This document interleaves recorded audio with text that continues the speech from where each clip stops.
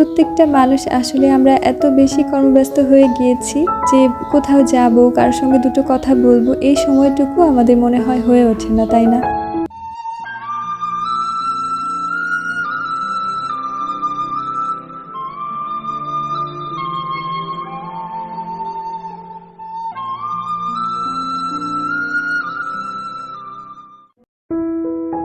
আসসালামু আলাইকুম, কেমন আছেন সবাই?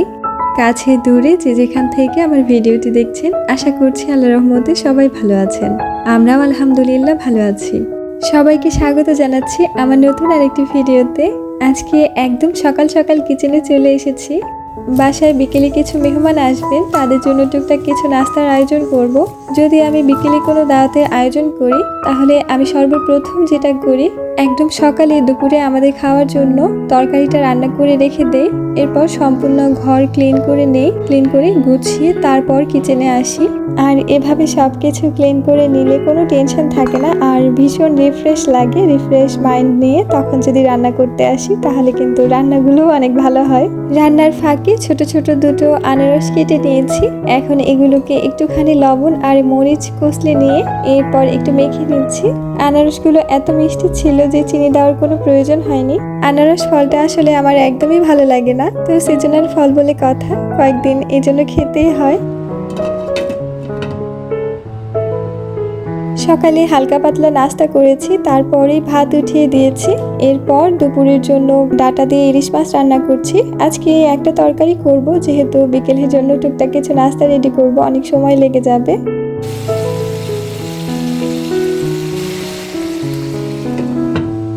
ডাটা আসলে আমার ইলিশ মাছ দিয়েই শুধু ভালো লাগে, এই জন্য যখন বাসায় ইলিশ মাছ আনা হয় তখনই শুধু ডাটা কেনা হয়, তাছাড়া আসলে ডাটা কেনাই হয় না। আর ডাটার ব্যাপারটা কি, ডাটা যদি একদম টাটকা টাটকা রান্না করা যায় তাহলে খেতে বেশ ভালো লাগে, সিদ্ধও হয়ে যায় দ্রুত। আর যদি আনার পর একটু শুকিয়ে যায় তাহলে সিদ্ধ হতে চায় না, আর খেতেও খুব একটা ভালো লাগে না। ইতিমধ্যে আমার ডাটা ইলিশ রান্না কমপ্লিট হয়ে গিয়েছে, যেহেতু অন্যান্য কাজগুলো করে নিয়েছি, তো এখন সরাসরি নাস্তার আইটেমে চলে যাচ্ছে। আমি কিন্তু এপাশে অনেক আগেই পায়েস বসিয়েছিলাম। এখানে আমি 3 লিটার দুধকে 2.5 লিটার করে নিয়েছি, তারপর চালটা দিয়েছি। আর চালটা আমি আগেই ভিজিয়ে রেখেছিলাম যাতে নরম হয়ে যায়, আর এভাবে রাখলে দ্রুত সিদ্ধ হয়ে যায়। আমার মেহমানদের মধ্যে একজন আপা দুধের গন্ধ সহ্য করতে পারেন না, এই জন্য পায়েসে আমি বেশি করে এলাচ, দারচিনি, তেজপাতা দিয়েছি।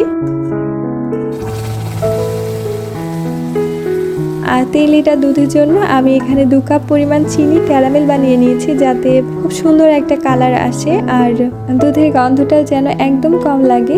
তবে খেজুর গুড় দিয়ে যদি পায়েস বানানো যায় তাহলে এভাবে ক্যারামেল করে দেওয়ার কোনো প্রয়োজন হয় না। যেহেতু খেজুর গুড় নেই সেহেতু আমি এভাবে ক্যারামেল করে দিয়েছি। আর আমি কিন্তু এটা একদম ফার্স্ট টাইম করেছি, এর আগে কখনো এভাবে পায়েস করিনি ক্যারামেল বানিয়ে। তো আমি কি আর বলবো, আপনারা নিশ্চয়ই দেখেই বুঝতে পারছেন।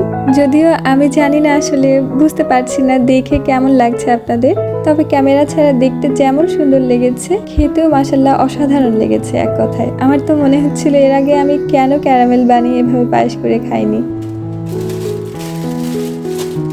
এখন নুডলস বানিয়ে নিচ্ছি। কয়েক প্যাকেট নুডলস আমি এখানে পানিটা আগে গরম করে নিয়েছি, এখন একটু সিদ্ধ করে নেব। এই পর্যায়ে আমার জন্য যে কথাটা ভীষণ গুরুত্বপূর্ণ আপনাদের বলা, তো সেই কথাটা বলে নেই। প্লিজ আপুরা, ভাইয়ারা যারা আমার ভিডিওটা দেখছেন, আমার ভিডিওতে একটা লাইক দিয়ে দেবেন। আর যদি খুব ভালো লাগে আমার ভিডিওটা তাহলে চাইলে আমার চ্যানেলটা সাবস্ক্রাইব করে পাশে থাকা অল অপশনটি প্রেস করে রাখবেন, তাহলে আমি যখনই কোনো নতুন ভিডিও ছাড়বো আপনারা দেখে নিতে পারবেন। আর যারা অলরেডি কাজটা করেছেন তাদেরকে অসংখ্য অসংখ্য ধন্যবাদ। আমি 6 প্যাকেট নুডলসের জন্য এখানে 6টা ডিম অন্য একটা কড়াই স্ক্রাম্বল করে নিচ্ছি। পেঁয়াজ মরিচের মধ্যে যদি ডিমটা ভেঙে দিয়ে একসাথে মিক্স করি তাহলে না কেমন যেন দলা দলা হয়ে যায়, তখন দেখতে ভালো লাগে না। এই জন্য আগে ডিমটা আলাদা করে স্ক্রাম্বল করে নিলাম। এরপর কাঁচা মরিচ পেঁয়াজটা একটু ভেজে নিয়ে বাসায় একটু গাজর আর ক্যাপসিকাম ছিল, সেগুলো কেটে একটুখানি ভেজে নিয়ে এর মধ্যে 2 প্যাকেট মশলা দিয়েছি। দিয়ে একটু ভাজা হয়ে গেলে নুডলসটা দিয়েছি। নুডলস দিয়ে বাকি মশলা সবগুলো দিয়ে নাড়াচাড়া করে নামিয়ে নেব। বিকেলের নাস্তার জন্য নুডলস আসলে খুব কমন একটা খাবার, তো মাঝে মাঝে তো আমরা খেয়ে থাকি। আর নুডলস আমার পার্সোনালি ভীষণ পছন্দের, নুডলস, চাউমিন, এই ধরনের জিনিস। আর মিষ্টি জিনিসের পাশাপাশি ঝাল খাবার থাকলে কিন্তু ভালোই লাগবে। আমাদের বাসায় যারা আসবেন তার মধ্যে কয়েকজন বাচ্চা আছে, তো বাচ্চারা তো নুডলস পছন্দ করে, এজন্যই বানালাম।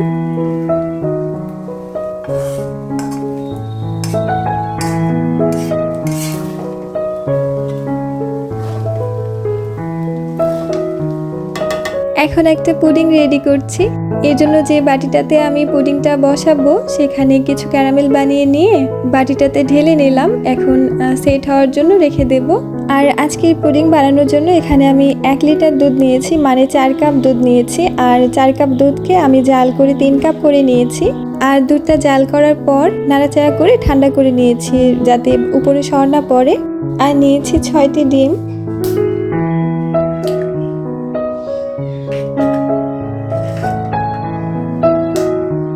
কাউকে দাওয়াত করলে আমি সাধারণত পুডিং আগের রাতে বানিয়ে রাখি, তো যেহেতু বানিয়ে রাখা হয়নি তো এখন ঝটপট বানিয়ে নিচ্ছি। আর আমার না একটা অভ্যাস আছে আপুরা জানেন, আমি যতক্ষণ কাজ করি ততক্ষণ একটা করে কাজ করি আর হাত ধুয়ে নেই, কাজ করি আর হাত ধুয়ে নেই, এরকম অবস্থা হয়ে যায়। আর আম্মুর সঙ্গে কোনো কাজ করতে ধরলে বারবার এই অতিরিক্ত হাত ধোয়া দেখে আম্মু যে এত বিরক্ত হন। তবে আমার মনে হয় অনেক আপুদের এই অভ্যাস আছে, তাই না আপুরা? ডিমটা ভালো করে ফেটিয়ে নিয়ে এখন দুধের মধ্যে ডিমটা ছেঁকে নিচ্ছি।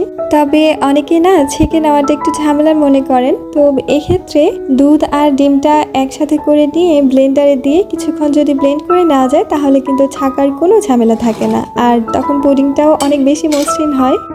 এখন হয়তো অনেকেই ভাবছেন তাহলে এত যদি ভালো হয় ব্লেন্ড করলে তাহলে আপনি কেন করলেন না? আমার আসলে এত তাড়াহুড়ো ছিল যে আমি ভুলেই গিয়েছিলাম ব্লেন্ড করার কথা, নয়তো ব্লেন্ড করে নিলে না আরও তাড়াতাড়ি হয়ে যেত। যদিও আমার পুডিংটা খুব মজা হয়েছিল। আর আমি যখন দুধটা জাল করি পুডিংয়ের জন্য তখনই চিনিটা দিয়ে তারপর জাল করে নেই, তাহলে ডিমের সাথে মিশিয়ে আর ঝামেলা হয় না। আর দুধের সাথে চিনিটা জাল করে নিলে আমার জন্য যেটা সুবিধা হয়, আমি একটু টেস্ট করে দেখতে পারি যে মিষ্টিটা কেমন হলো। আর পুডিংয়ে না নর্মালি মিষ্টি একটু হালকা হলেই ভালো লাগে। তবে আমার আপুরা তো অনেক বেশি গুণী, তাদের হয়তো টেস্ট করার প্রয়োজন হয় না। তবে আমার মতো যারা আনাড়ি আছেন তারা এভাবে করে দেখতে পারেন, বেশ সুবিধা হয়। একদম শেষে কিছু পেঁয়াজ ভেজে নিয়েছি যাতে গরম গরম থাকে, মুচমুচে থাকে। সারাদিনের রান্নাবান্না এই তো কয়েক মিনিটে দেখিয়ে দিয়েছি, যদিও ভিডিওতে আসলে সবকিছু দেখানো সম্ভব হয় না। আর এই তো আমার পুডিংয়ের ফাইনাল লুক। প্রত্যেকটা মানুষ এখন এত বেশি কর্মব্যস্ত হয়ে গিয়েছি আমরা যে আসলে কেউ কোথাও যাব, কারোর সঙ্গে দুটো কথা বলবো, এই সময়টুকু মনে হয় আসলে আমাদের হয়ে ওঠে না, তাই না? তবে এত কিছুর মাঝেও যখন কাউকে বাসায় আমন্ত্রণ জানাই, তারা যদি গ্রহণ করে বাসায় আসে, তখন অসম্ভব রকম ভালো লাগে, তাই না? এই তো আমার সারাদিনে করা টুকটাক কিছু খাবারের আয়োজন। জানি না আমার আজকের ভিডিওটি আপনাদের কেমন লেগেছে। যদি ভালো লেগে থাকে, এখনও যদি কেউ আমার সাথে থেকে থাকেন, লাইকটা না দিয়ে থাকলে প্লিজ আমার ভিডিওতে একটা লাইক দিয়ে দেবেন, তাহলে আমি ভীষণ উপকৃত হব। আসলে আমি সবাই আসার আগেই ভিডিওটা করে রেখেছি যাতে কেউ আসলে আর ভিডিও না করতে হয়, কারণ মানুষের সামনে না ভিডিও করতে একটু লজ্জাই লাগে। আর সবাই তো ক্যামেরা ফ্রেন্ডলি হয় না, যে কারণে আসলে সবার সামনে ভিডিও করা সম্ভব হয় না। এখানে লাচ্ছি বানিয়েছিলাম, লাচ্ছিটা ভীষণ মজা হয়েছিল।